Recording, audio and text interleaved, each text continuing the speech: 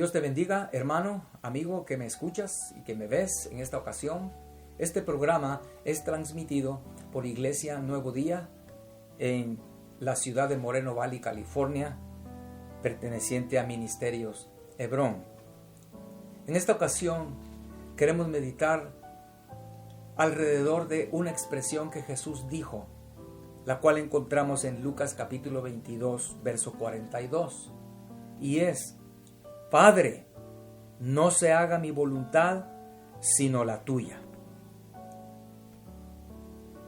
Pensando en esta expresión, yo puedo ver que hay un problema serio que va a impedirnos llegar a ser como Jesucristo y poder decir y tener el corazón para decir estas palabras. Desde niños podemos ver cómo los niños dicen, yo puedo. Y ellos quieren mostrar que pueden. Y quieren soltarse de la mano de su papá porque ellos pueden. Y papá sabe que el terreno donde van caminando es muy inseguro. Hay hoyos, hay piedras. Pero el niñito dice, yo puedo. Y si papá le suelta la mano, él comienza a correr y se va a caer. En algunas ocasiones, el niño quiere ponerse tal vez su pantalón y no puede, pero él dice yo puedo, y si papá trata de meter las manos para ayudarlo, gritan, se enojan, se encaprichan. Esa naturaleza está en el ser humano. También está el yo quiero. Ese niño quiere ese juguete y también quiere aquel otro juguete, no importa si los demás no tienen. Pelea porque quiere comer en este plato color verde. Y el plato color verde resulta que está sucio en el lavatrastos. Mamá no puede convencerlo, grita, llora. Y muchas veces los papás no tienen la fuerza, el valor de decirle, hijo, vas a comer en este plato. Hijo, vas a ponerte esta ropa. Hijo, vas a hacer esto. Porque yo, tu papá, yo, tu mamá, digo que así se va a hacer. Es la verdad, hermanos. Tenemos que enseñar a nuestros hijos a que cuando papá dice, yo quiero así, el hijo no tiene por qué saber de explicaciones, de la razón. Yo sé, habrá casos donde el papá le puede explicar al niño algunas cosas, pero no siempre se puede. Y el hijo tiene que entender, tiene que llegar a comprender a través de la enseñanza de su padre que lo que papá le dice es porque lo ama y porque es lo mejor para él. Es el caso con Dios. Pero si estas cosas no son tratadas en nosotros desde ya, desde que somos niños, ahora que somos grandes, estamos pasando problemones para poderle decir a Dios, Padre, no se haga mi voluntad sino la tuya. Sino todo lo contrario, ahora ya grandes. ¿Por qué, Padre? ¿Pero por qué a mí? Explícamelo. ¿Por qué tuve que ser yo? ¿Entiendes, hermano? Algo que yo no viví. Yo no lo viví esto. Pero, bueno, tal vez porque no tenía mucha abundancia en nuestra casa. O porque lo veo aquí en este país donde es el país de la abundancia. Pero hay lugares, hay hogares donde mamá tiene que hacer un menú diferente para cada persona en cada tiempo de comida. En el desayuno, Juanito quiere pedacitos de pollo. Y Menganito lo que él quiere es hot cakes o panqueques, le decimos. El otro quiere cereal. El papá quiere huevos con salsa. Y mamá tiene que andar repartiendo, dividiéndose. Si es cuestión de que quieren huevo, uno lo quiere revuelto, el otro lo quiere con la yema suave, el otro lo quiere con la yema dura, el papá lo quiere con su salsa, etc. No, es increíble. Mamá tiene que estar dándole gusto a cada uno. Cuando ella podía hacer el almuerzo, quizás una lasaña, o quizás algo y que todos coman, sin tener que estar diciendo, ay, Juanito no le gusta con mucha salsa. Imagínense una salsa que esté dividida en 5 pedazos diferentes. Pero todo eso es un gran problema. Yo hoy lo veo con los adultos. En los restaurantes, por ejemplo, y tal vez tú eres una persona de las que me está escuchando, que son así. Le provocas un problemón a los meseros porque quieres la carne de esta manera y mi hijito lo quiere sin tomate, quiere la mitad de esto y la mamá lo quiere de esta manera, y cuando el mesero lleva la comida, si se le escapó un detalle, hermanos, he visto que a veces es un gran show. ¿Que por qué este mesero? La gente quiere las cosas según su antojo. Pero dejemos a un lado las cosas del restaurante y de la comida. Que cuando vengan las pruebas más serias a tu vida, mucho más serio de que le pusieron cebolla a tu hamburguesa, ¿qué vas a hacer? ¿Vas a decirle, Padre, no se haga mi voluntad sino la tuya? ¿Estás preparado, hermano, para que cuando vengan esas pruebas que Dios diseñó, para que tú al pasar esas pruebas alcances las bendiciones que Dios tiene para tu vida? ¿Estás tú preparando, entrenando a tus hijos para que cuando tus hijos enfrenten las mismas pruebas difíciles que vienen a todo ser humano, ellos puedan decir, Padre, no se haga mi voluntad sino la tuya? ¿Los estás entrenando así? ¿O los estás entrenando para que cuando Dios ponga pruebas en su vida, reclamen como los hijos de Israel en el desierto? Es lo que encontramos en la Biblia. En el desierto, el pueblo de Israel solo era reclamos, lloros, deseos de regresarse. Nunca, por todo el tiempo que estuvieron en el desierto, ellos le dijeron, Padre, gracias por esta prueba, que no se haga mi voluntad sino la tuya. Nunca lo hicieron.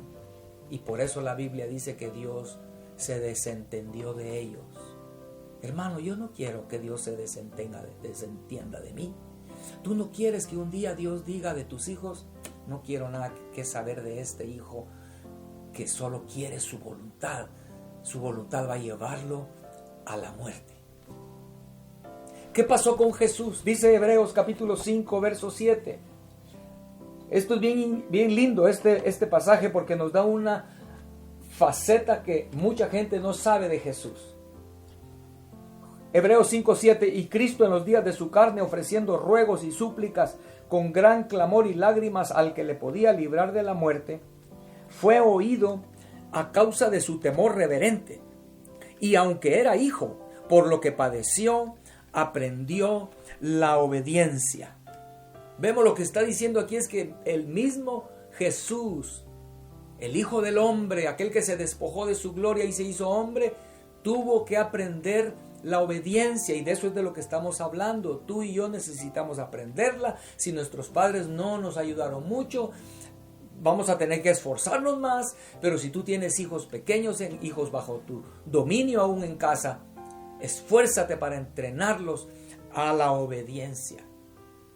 Porque cuando llegó el peor día en la vida de Cristo Jesús, cuando llegó el día de la prueba más difícil en la vida de este Hijo del Hombre,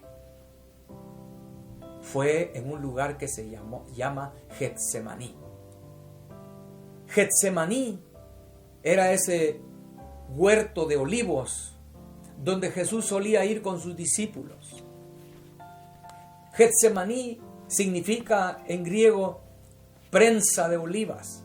Es una prensa para las olivas. Era en esa época una piedra muy grande y pesada, la cual dejaban caer sobre muy lentamente. Se la ponían encima a las olivas metidas en una especie de red, y ese peso poco a poco iba presionando las olivas, mientras esas olivas empezaban a sacar lo que había dentro de ellas, que es aceite. Y cuando Jesús esa figura en lo espiritual estaba sucediendo. Una presión enorme sobre la vida de Jesús vino ahí en Getsemaní. Era una presión tan grande que dice la Biblia que ahí él sudaba gotas como de sangre grandes. Fue una presión tan enorme, hermanos, que cuando pasó esa prueba, dice la Biblia que ángeles descendieron para confortarlo. Pero lo lindo es que cuando la presión más grande vino sobre el Hijo de Dios, salió de él aceite. Salió de él: Padre, no se haga mi voluntad, sino la tuya. Amén. Con razón, cuando él fue bautizado en agua, el Padre dijo: este es mi Hijo amado, en quien tengo contentamiento. En lo natural, tú, si eres un padre y me estás escuchando, sabes que no hay contentamiento mayor hacia un hijo que saber que ese hijo es un hijo obediente. Eso da un contentamiento muy grande. Todo lo contrario, un hijo rebelde provoca en el padre una serie de situaciones. Provoca enojo, provoca tristeza, provoca ira, un montón de cosas que no tienen nada que ver con contentamiento. El padre se contenta grandemente con los hijos que son obedientes. Por eso es importante que aprendamos la obediencia. De la misma manera, Abraham, yo recuerdo cuando leí esa historia en Génesis 22, qué impresionante. Yo dije: Señor, yo no sé si yo podría hacer esto. Porque dice la Biblia que Abraham, de pronto en el capítulo 22 de Génesis, Dios le dice: Abraham, sí, Señor. Tal vez pensó él: ahora el Señor me va a bendecir con algo. ¿Qué quiere el Señor? El Señor le dice: Abraham, entrégame a tu hijo, y agrega ahí: tu único, en sacrificio en el monte que yo te diré. Lo impresionante es que la Biblia dice al verso siguiente que Abraham se levantó muy de mañana, tomó el cuchillo, tomó la leña, levantó a su hijo y le dijo: vámonos. Abraham obedeció en el acto. Se levantó muy de mañana, es lo que la Biblia dice. ¿Eso qué significa? Padre, no se haga mi voluntad, sino la tuya. Abraham subió ese monte con su hijo, con el cuchillo y con el fuego. Llevaba el fuego también, recordamos, no habían fósforos. Llevaba una antorcha, algo así. Con un corazón partido, pero obediente. Ese era un Getsemaní para Abraham. Pero ¿estamos nosotros preparados para un Getsemaní, hermano? ¿Estás, te digo otra vez, entrenando a tus hijos para que cuando ellos enfrenten un Getsemaní salga de ellos ese aceite? Eso no se puede fingir. Es imposible. Tú no puedes decir: no, cuando venga el día yo voy a responder bien. No se puede fingir, porque si lo que hay dentro es acidez y amargura, como un limón, si tú sometes a presión un limón, nunca va a salir aceite, va a salir lo que hay dentro. Lo que hay dentro. Por eso usted y yo necesitamos ser llenos del Espíritu de Dios, que es lo que está simbolizado el aceite, el Espíritu de Dios. Necesitamos llenarnos de Dios para que cuando venga nuestro Getsemaní salga: Padre, no se haga mi voluntad, sino la tuya. Amén. Hemos leído del rey David, pero ¿te has preguntado por qué escogió Dios a David? Bueno, la Biblia dice en Hechos 13, verso 22, que Dios lo escogió porque David tenía un corazón conforme al corazón de Dios. Por eso Dios escogió a David. Pero en ese verso de Hechos 13, 22 nos explica qué significa o cuál es la característica de un corazón conforme al corazón de Dios. Leo el verso. Quitado este, está hablando de Saúl, cuando fue quitado Saúl. Quitado este, les levantó por rey a David, de quien dio también testimonio diciendo: he hallado a David, hijo de Isaí, varón conforme a mi corazón, quien hará todo lo que yo quiero. Vemos, Dios sabía que David iba a hacer su voluntad, la voluntad de Dios. Dios sabía que David no iba a hacer lo que él quería, lo que él pensaba, lo que él creía que podía, sino Dios sabía que David iba a hacer su voluntad. Lo que yo quiera va a hacer David. Y por eso lo escogió, porque David tenía un corazón así. Señor, cambia nuestros corazones. Danos un corazón conforme al tuyo. ¿Tú alguna vez has orado eso? Señor, dame un corazón conforme al tuyo. Lo que tú estás orando es: Señor, dame un corazón que esté dispuesto a hacer todo lo que tú quieres, Señor. Amén. En la vida de David lo podemos ver de una forma muy rápida. Cómo David nunca reclamó sus derechos. Nunca él peleó por su propia cuenta. David consultaba al Señor, David dejaba que las cosas pasaran y él estaba siempre contento y siempre conforme con lo que Dios le daba. Comenzando desde el principio, él era un niño, un muchachito cuidando las ovejas de su padre, mientras que sus hermanos tenían otros privilegios mayores. Pero David no se encuentra en la Biblia que estuviera molesto contra su padre o contra sus hermanos de que por qué a él sí. Como hoy en día los hijos se pelean por todo, se pelean porque quieren ir en la ventanilla en el carro, no quieren ir en medio, quieren comer en este plato, David no era así. David aceptaba la voluntad de Dios en todo lo que venía a su vida. Tanto que David fue ungido como rey y nunca David tomó la actitud de: bueno, fui ungido como rey por el profeta, por Samuel, reconocido por toda la nación, así que yo soy el rey.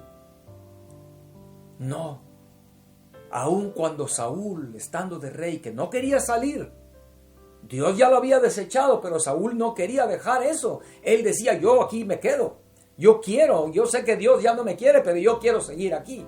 Vemos lo contrario, ¿no? David nunca trató de quitar a Saúl, porque él era el rey. Él tenía el derecho, pero nunca lo hizo. Es más, cuando Saúl perseguía a David por todos los lugares tratando de matarlo, la Biblia dice que por 2 ocasiones David pudo haber matado a Saúl. Ahí estaba de noche, Saúl durmiendo, David a su lado, y no lo quiso matar. David dejó que Dios interviniera para darle lo que Dios quería darle. David no iba a exigir ni a presionar según lo que él quisiera. Así fue la vida de David. Es más, cuando Saúl muere, David toma el reino, pero lo primero que dice la Biblia, cuando Saúl murió, lo primerito que dice de David es que David consultó al Señor. Es un corazón conforme al corazón de Dios. Yo estoy seguro que usted y yo, al morir Saúl, en ese instante agarramos todo nuestro ejército y nuestras cosas y dice: vámonos, yo soy el rey, a tomar el reino. David no hizo eso, consultó a Jehová. El Señor le dijo que fuera a Hebrón. En Hebrón fue coronado por rey solo por la tribu de Judá, y ahí David estuvo reinando 7 años y medio. David no fue aquel que dijo: yo soy el rey, ¿dónde están las demás tribus? Yo aquí soy el que mando, y hubiera enviado a llamar a los ancianos de todas las demás tribus y decirles: ustedes se van a sujetar a mí. No, David esperó. Hasta después de 7 años y medio fue que las otras tribus lo reconocieron como rey. Pero David tiene un lugar muy, pero muy especial en el reino de Dios. Un reino eterno, hermano. Tanto así que Jesucristo, el Hijo de Dios, se llama aquel que heredó el reino de David, su padre. David es el primer nombre que se menciona en el Nuevo Testamento. Y David es el último nombre que se menciona en el Nuevo Testamento. O sea, David es un personaje que alcanzó lugares grandes. ¿Todo por qué? Porque fue obediente. Porque cuando venía la presión, él consultaba al Señor y le decía en su corazón: Padre, no se haga lo que yo quiero, sino lo que tú quieras. Amén. En la Escritura encontramos a Jeroboam, aquel hombre que quedó con 10 tribus cuando murió Salomón, y el hijo de Salomón quedó en Jerusalén, y con 10 tribus Jeroboam. A Jeroboam Dios le dio la promesa de que si él era obediente, él iba a tener un reino como el de David, permanente, imagínense. Pero mucha gente ni sabe quién es Jeroboam. Muchos cristianos, yo estoy seguro, tal vez muchos de ustedes que me están escuchando y viendo, ahorita están pensando, pero ¿quién fue Jeroboam? Jeroboam fuera famoso si él hubiera obedecido, si hubiera tenido un corazón conforme el corazón de Dios, porque entonces Dios le iba a dar a Jeroboam un reino como el de David, permanente, estable. Pero no, él perdió todo eso, porque él hizo según su antojo, según su conveniencia. Es el problema. El yo puedo, el yo quiero, el yo está ahí sentado y no le quiere dejar lugar a Dios que entre y tome control de nuestras vidas. Qué triste, ¿no, hermanos? Oh sí, qué triste. Pero quiero leer un verso en Primera de Samuel, en el capítulo 15, verso 22. Cuando Saúl, otro personaje que ya mencionamos ahorita, hace un momentito, que recibió el reino de Dios, el reino del pueblo de Dios, pero Saúl, hizo lo que él quiso. Saúl no confiaba en Dios, porque de eso se trata la obediencia a Dios, ¿verdad? Confiar en que Él sabe lo que es mejor y confiar en que Él tiene el control de todo. Él es todopoderoso y Él es nuestro Padre y nos ama. Saúl no lo hizo, no pudo esperar. Samuel le había dicho por palabra de Dios: espera, pero no, Saúl no pudo esperar, se desesperó, tomó las riendas, se puede decir, en sus manos, ¿verdad? Porque Samuel no aparecía y dijo: yo voy a hacer el sacrificio. Y él lo hizo y él no tenía que hacerlo.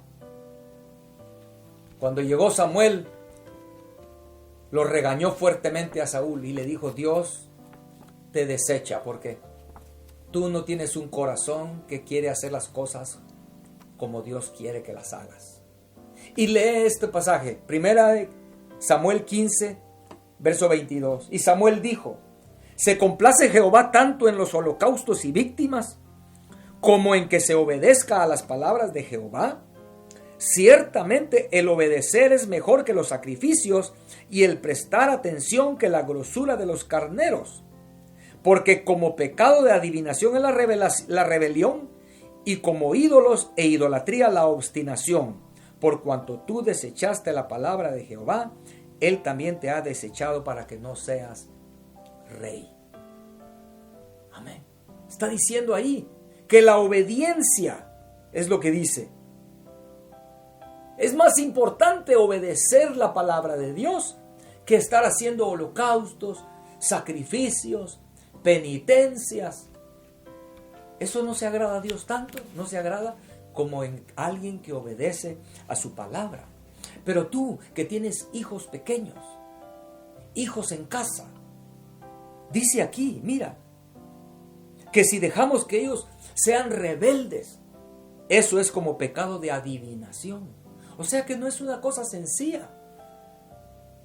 Cuando el niño está gritando porque quiere algo y los papás se ríen: ay, miren qué gracioso, él quiere esto, bueno, démoselo pues.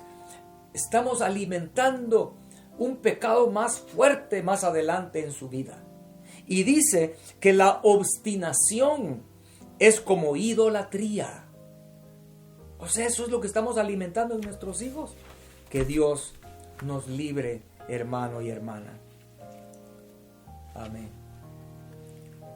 Amén. Si nosotros aprendemos la obediencia, si nosotros estamos rindiendo nuestros corazones para que el yo sea quitado y el Señor tome control total de mi ser, yo te garantizo una cosa, hermano, tanto para ti como para tus hijos, llegarán a alcanzar cosas grandes, llegarán a lugares muy altos. Y no estoy hablando solo de esta vida terrenal. Eternamente, tú y tus hijos serán grandes. ¿Cómo es que yo puedo garantizarte esto? Si tú eres obediente, si a la voluntad de Dios, aún a las pruebas que Dios permite en tu vida, tú digas, sí, Padre, no se haga conforme mi voluntad, Señor, sino que se haga conforme tu voluntad. ¿Por qué te digo y te garantizo que serán cosas grandes las que tú alcanzarás? Porque Dios es grande. Dios no hará cosas pequeñitas, Él es infinito. Y lo que tiene Dios preparado para ti eternamente y también en esta vida son cosas preciosísimas y tú las puedes llegar a alcanzar. Amén. Hoy se habla mucho de es que esta persona nació con desventajas, es que esta persona tiene muchas ventajas. Se habla hoy tanto de eso, ¿no? Que los blancos tienen más ventajas. No se trata de color de la piel. Dicho sea de paso, todos somos del mismo color, lo único que unos son más claro que el otro. Yo no sé, como oí a un hermano de Hebrón hace poquito decir que de dónde sacaron que es blanco. ¿Acaso es así? El color blanco es este. Yo nunca he visto una persona de este color. No, lo que hay es, todos somos color café, digamos así. Unos menos café, otros más café. Pero todos somos iguales. Y no importa si tuviste un hogar pobre, un hogar donde había mucha abundancia. No importa si tuviste educación o no la tuviste. Jesús es nuestro ejemplo perfecto. Él se hizo hombre, se despojó de su gloria y dice la Biblia que además de eso se hizo pobre. Él no nació en un palacio. Él era un carpintero. Vivió una vida muy humilde, muy austera. Pero ¿a dónde llegó él? Él está sentado en las alturas y se llama Rey de Reyes y Señor de Señores. Y leímos Hebreos 5 porque él aprendió la obediencia y llegó a ser el contentamiento del Padre y logró hacer todo lo que el Padre dijo, y por eso hoy él fue exaltado a lo sumo. Tú también, hermano y hermana. Abraham llegó a ser el padre de la fe. La Biblia le llama amigo de Dios. Pero ¿quién era Abraham? La Biblia dice que era un amorreo. Un amorreo. ¿Cuántos amorreos no existieron?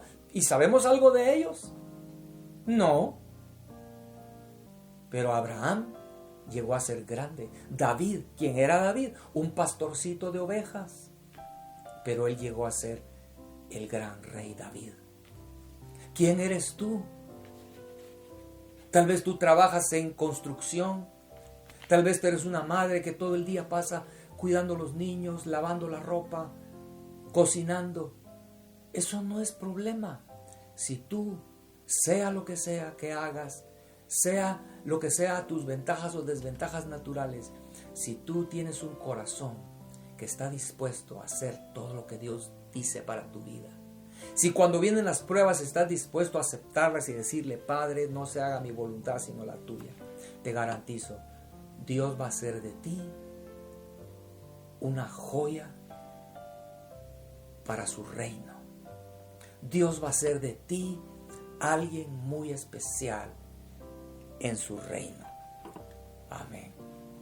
Hermano, aquí, para terminar, no estoy hablando de una obediencia a la fuerza.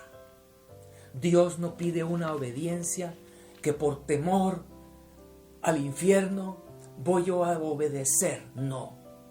Aquí estoy hablando de una obediencia que solo puede lograrse por amor. Solo por amor. Voy a ponerte la figura de padres e hijos naturales. Es un consejo para ti, padre, que me escuchas, y madre. Educa a tus hijos tratando de que ellos entiendan que tienen que hacer tu voluntad, pero esfuérzate en que ellos entiendan que tú les pides eso, que es tu voluntad, porque tú los amas. Tú estás obligándolos a que coman sus vegetales.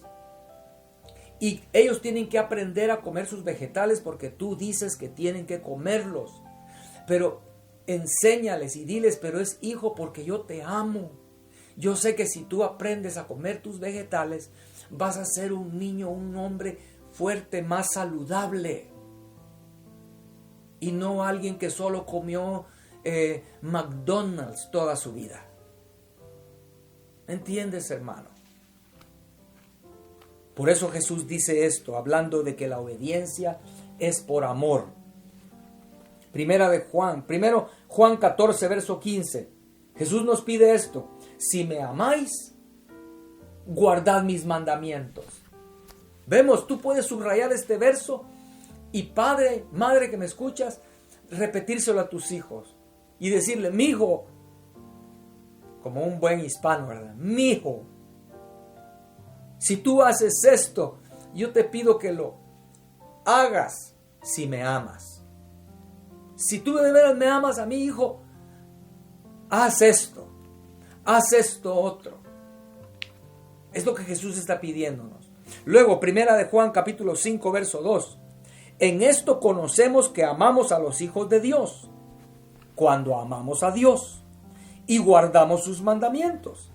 Pues este es el amor a Dios, que guardemos sus mandamientos, y sus mandamientos no son gravosos. Vemos, Dios está diciendo claramente aquí que este es el amor a Dios, que guardemos sus mandamientos. Amén. ¿Cómo tú puedes decir que amas a Dios si cuando vienen las pruebas, en lugar de decir: Padre, no se haga mi voluntad sino la tuya? Esto es muy común, lo que voy a decirte. Muchos cristianos dicen: es culpa de Satanás.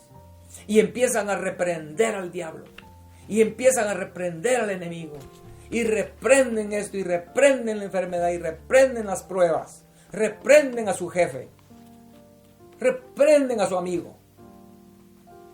Y nunca aceptan lo que Dios permite en sus vidas para que ellos puedan pasar esas pruebas.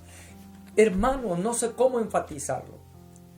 Somos hijos de Dios, somos parte del pueblo de Dios. Vamos a ser probados. De la misma manera que el pueblo de Israel fue probado en el desierto, nosotros vamos a ser probados. Pero si amamos al Señor, vamos a aceptar esas pruebas. Y vamos a decirle: Padre, no se haga mi voluntad, sino la tuya. Amén. Amén. Esto es muy importante, hermano. Oremos. Cierra tus ojos si quieres allí conmigo y pidámosle al Señor con todo nuestro corazón. Padre, en esta hora te suplico, Señor, que este yo que toma control de mí para querer hacer su voluntad sea rendido, Señor, y que tú tomes control de mi vida. Toma control de mi vida de tal manera, Señor, que cuando venga el día malo, que cuando vengan las pruebas como un Getsemaní, Señor, que cuando venga esa presión de mi corazón salga. Padre, No se haga mi voluntad, sino la tuya. Ayúdanos, por favor, Señor, en el nombre de Jesús. Amén. Amén. Dios te bendiga, hermano. Amén.